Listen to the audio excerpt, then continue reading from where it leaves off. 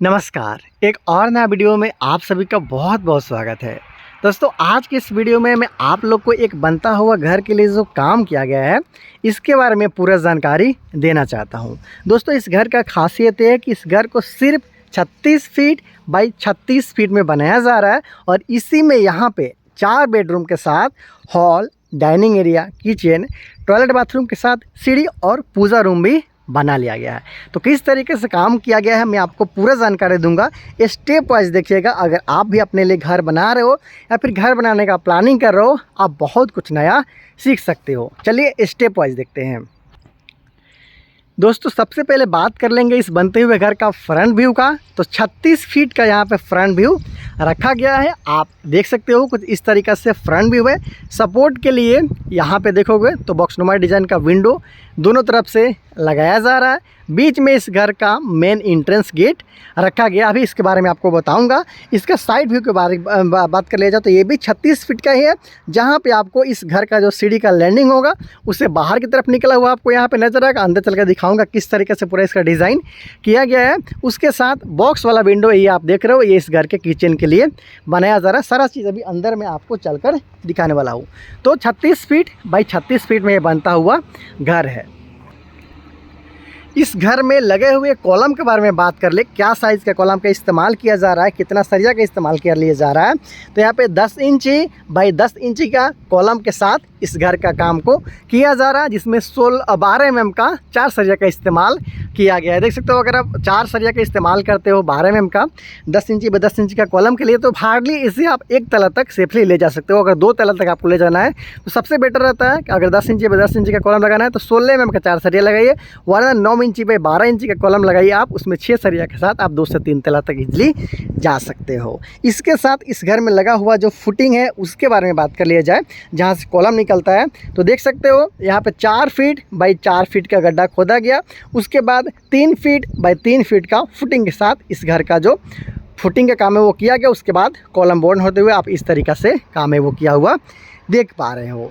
इस घर का जो बीम है, अगर बीम के बारे में बात कर लिया जाए तो देख सकते हो ये इस घर के लिए प्लेन बीम है। इसका साइज़ के बारे में बात कर लिया जाए तो इसे भी 10 इंची बाई 10 इंची के साथ में ही बनाया जा रहा है। ये देख सकते हो सारा बीम का साइज़ सेम है। लगा हुआ सरिया का बात कर लिया जाए तो यहाँ पे थोड़ा कंजूसी आपको देखने को मिल रहा है। ये 10 mm का 4 सरिया का इस्तेमाल इस घर में किया गया। इसे बाहर इसलिए निकाला गया है ताकि भविष्य में इस घर का जो साइज़ है उसे बढ़ाना पड़े तो ये रड के सहारे आप इजीली आप बीम को आगे बढ़ा सकते हो। हालांकि कभी भी आप अपने लिए घर बनवाइएगा तो जो बीम होगा या फिर कॉलम होगा, कभी भी आपको 12 mm से कम मोटाई वाला जो सरिया है उसका इस्तेमाल नहीं करना है।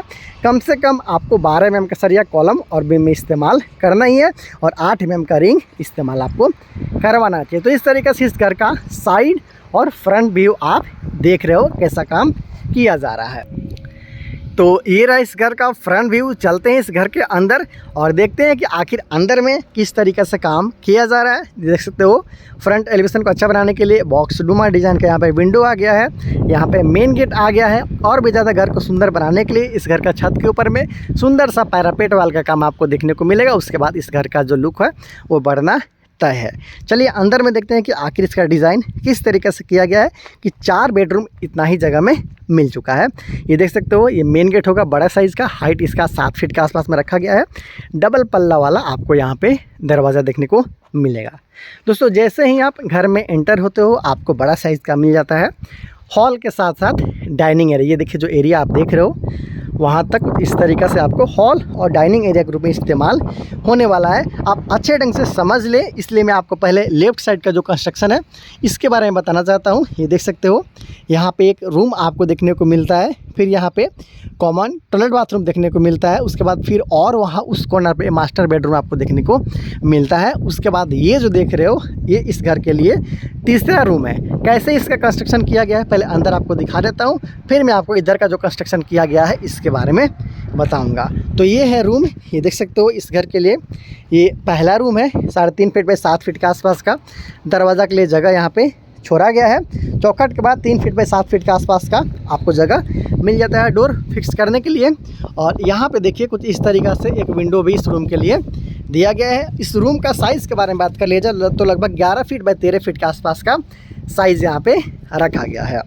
इसके जस्ट बगल में आप देख रहे हो तो ये इस घर के लिए कॉमन टॉयलेट बाथरूम है। ये दोस्तों कॉमन टॉयलेट बाथरूम आप देख रहे हो, वेंटिलेटर भी वहाँ पे इसके लिए लगाया गया है। कुछ इस ढंग से इसका काम किया जा रहा है। जो कॉर्नर वाला रूम है, अगर इसका बारे में बात कर ले जाए तो इस घर के लिए मास्टर बेडरूम है। ये देख सकते हो कुछ इस ढंग से इसे बनाया जा रहा है। यहाँ पे एक विंडो भी आपको नज़र आता है। उसके साथ साथ यहाँ पे ये जो जगह देख रहे हो, इस घर के लिए टॉयलेट और बाथ बनाया जाने वाला। यहाँ पे आने वाले दिन में आप दरवाज़ा देखोगे और रूम के जस्ट अंदर में ही आप देखोगे तो ये इस तरीके से बाथरूम बनाया जा रहा है और इसके लिए जो दरवाज़ा है वो यहाँ पे लगाया जाएगा। तो इस तरीके से आपने देखा 2 बेडरूम के साथ इधर टॉयलेट और बाथ बनाया गया है। उसके साथ ये इस घर के लिए तीसरा रूम है। ये देखिए, ये और एक अच्छा काम किया जा रहा है कि जो दरवाज़ा का साइज़ है 3.5 फीट बाई 7 फीट का छोड़ा जा रहा है। क्यों छोड़ा जा रहा है? ताकि चौखट लगाया जाए, और अगर चौखट लगाने में परेशानी भी आपका होता है, बाद में कॉलम काटना होता है, तो आप चाहो तो इधर में 5 इंची का दीवार जोड़ सकते हो। उसके बाद उसी में कॉलम को फिक्स कर सकते हो। ऐसे में आपका कॉलम में बार बार जो कटिंग करने का आवश्यकता हो, क्लैंप जाम करने के लिए, वो नहीं होगा। इसलिए यहाँ पर साइज़ बड़ा किया गया। 4 फीट के आसपास में कीजिएगा तो फिर भी आपको 3.5 फीट के आसपास में क्लियर मिलता है। फिर वहाँ पे आसानी के साथ आप चौखट लगाने के बाद आपको 3 फीट का जगह मिल जाता है डोर के लिए। तो ऐसा यहाँ पे किया गया है। पल्ला के लिए 3 फीट का आपको जगह मिल जाएगा। तो ये है तीसरा रूम। ये देख सकते हो यहाँ पे 4 फीट बाई 4 फीट का स्टैंडर्ड साइज़ का विंडो का यूज़ किया जा रहा है। ये आप बहुत ही आसानी के साथ यहाँ पे आप देख सकते हो। तो हाँ, अभी तक आपने क्या देखा, देखिए वहाँ से आप घर में एंटर होते हो, बड़ा सा गेट, हॉल के साथ साथ ये डाइनिंग एरिया है। इधर आपको मिल गया पहला रूम, ये मिल गया कॉमन टॉयलेट बाथरूम, ये आपको मिल गया इस कॉर्नर पे दूसरा रूम, और फिर ये आपको मिल गया इस घर के लिए तीसरा रूम। तो 3 रूम आपने देख लिया। उसके साथ आप इधर का बात कर लिया जाए तो मैं वहाँ से खड़ा होकर आपको बताता हूँ कि कैसे इसका काम है वो किया जा रहा है। तो चलिए दिखाता हूँ मैं यहाँ पे खड़ा होकर। देखिए यहाँ से मेन गेट है, एंटर के साथ आपको मिल गया हॉल, उधर मिल गया आपको पहला रूम, इधर मिल गया दूसरा रूम, यहाँ मिल गया कॉमन टॉयलेट बाथरूम, ये मिल गया आपको इस घर के लिए तीसरा रूम। अब बात किया जाए उधर का, क्या आखिर उधर किस तरीके से कंस्ट्रक्शन किया गया है, तो उस कॉर्नर पे भी आपको मिल गया इस घर के लिए चौथा रूम। ये देख सकते हो यहाँ पे आपको मिल गया इस घर के लिए किचन। तो देखिए यहाँ पे जो काम किया गया है इस घर का चौथा रूम में कैसे काम किया गया है। एक विंडो यहाँ पे आपको नज़र आता है। इसके साथ साथ आप देखिएगा तो ये जो किचन का काम किया जा रहा है, ये देखिए यहाँ पे इस तरीक़े से किचन के लिए दरवाज़ा रखा गया है। लगभग बीचों बीच रखा गया है, ऐसा अमूमन होता नहीं, ज़्यादातर लोग साइड में उसके लिए दरवाज़ा रखते हैं किचन में। और इसके साथ साथ यहाँ पे जो स्लैब लगाया गया है, ये देख सकते हो ऐसा स्लैब का काम है वो किया गया है। यहाँ पे सिंक के लिए जगह है वो छोड़ा गया है, छल का छोटा सा सिंक के लिए जगह यहाँ पे छोड़ा गया है। लगभग 1 फीट बाई 1.5 फीट के आसपास का साइज़ का, इस साइज़ का आपको बचना चाहिए। कम से कम 2 फीट बाई 1.5 फीट का साइज़ वाला जो सिंक होता है उसका इस्तेमाल करना चाहिए, काफ़ी वो अच्छा रहता है। उसके साथ यहाँ पे भी देखिएगा तो एक विंडो आपको मिल जाता है किचन में।